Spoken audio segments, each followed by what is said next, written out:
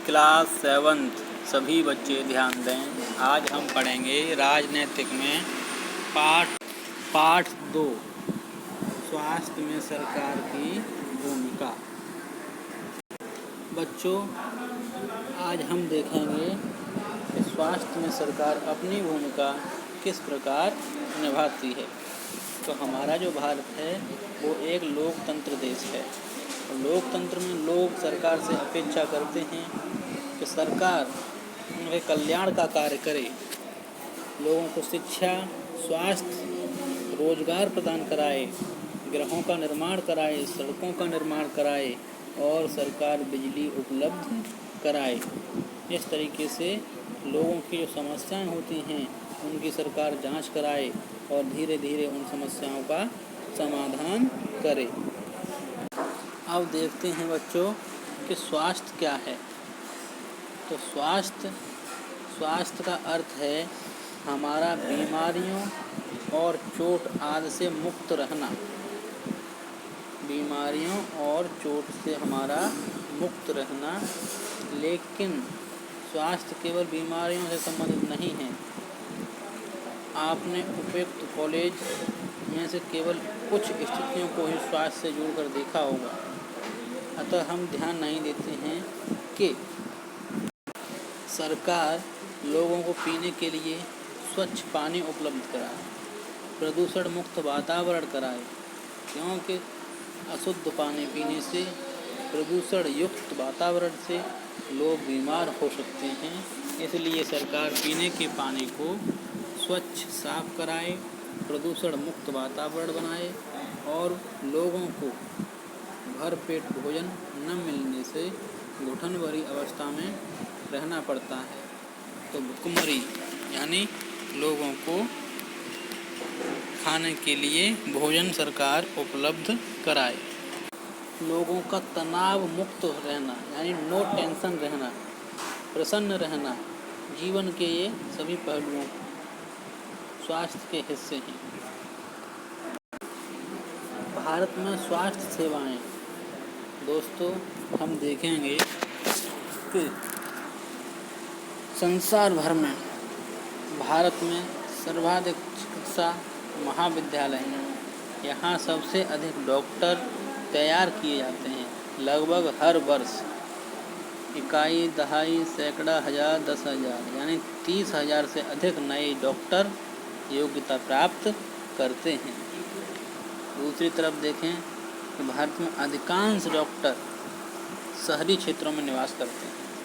ग्रामवासियों को डॉक्टर तक पहुंचने के लिए लंबी दूरी तय करनी पड़ती है और ग्रामीण क्षेत्रों में जनसंख्या के मुकाबले डॉक्टरों की संख्या काफ़ी कम पाई जाती है।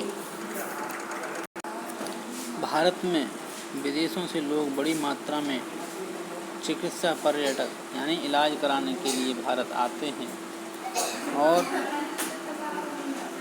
हम सबको पीने का स्वच्छ जल उपलब्ध नहीं करा पा रहे हैं। इसलिए संचारण बीमारियां पानी के पीने के कारण हो रही हैं, जैसे हैजा, पेट के कीड़े, हेपेटाइटिस आदि।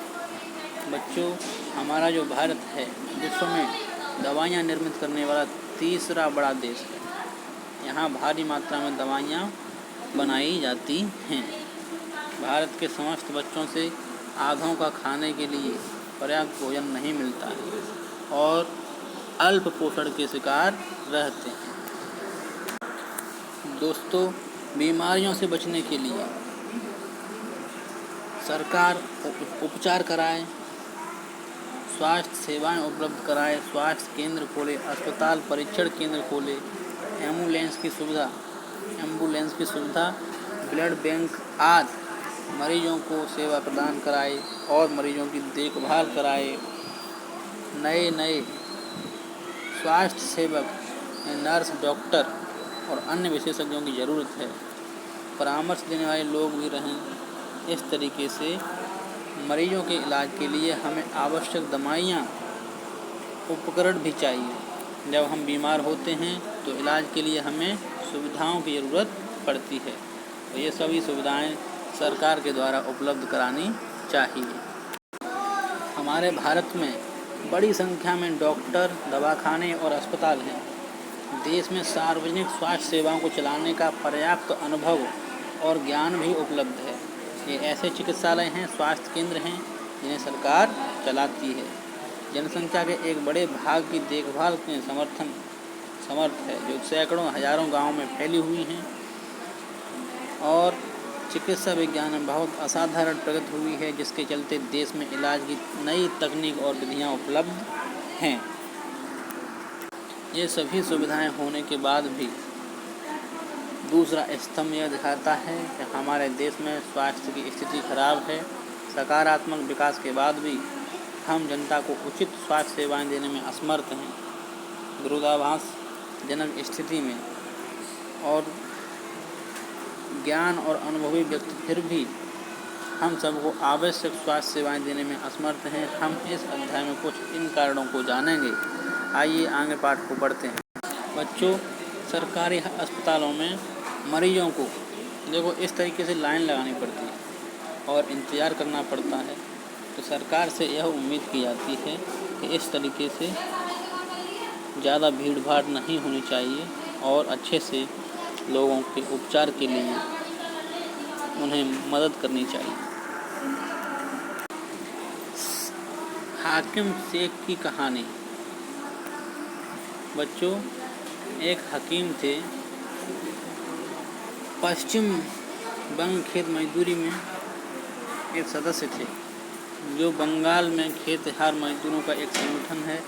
1942 में एक शाम वो चलती ट्रेन से गिर गई और उनके सिर में बहुत चोट आई। उनकी हालात बहुत नाजुक थी। उन्हें तुरंत इलाज की आवश्यकता थी।